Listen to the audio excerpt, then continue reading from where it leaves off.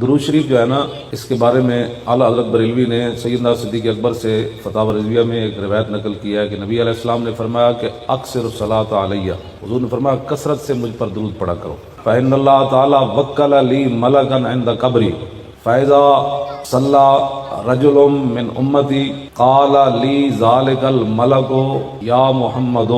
صلی اللہ تعالی علیہ وسلم ان فلان ابن فلان یصلی علیک الساعہ۔ یہ حدیث کا معنی ہے کہ اللہ تعالی حضور فرما دیں کہ اللہ تعالیٰ نے ایک فرشتہ میری خدمت مقرر کیتا ہے میری روزہ انور تے، جدوں بھی کوئی میرا امتی میرے تے درود پڑھدا ہے نا تے او فرشتہ کہندا ہے یا رسول اللہ فلانا فلانے دا پتر ہونے انہیں تواڈے تے درود پڑھیا۔ تے جڑا اعلیٰ حضرت شعر لکھیا فرمایا جامد ہم در آرزو اے قاصد آخر باز گو در مجلس آن نازنین حرف گر عزمی رود۔ اعلیٰ حضرت کہندے نے فرشتہ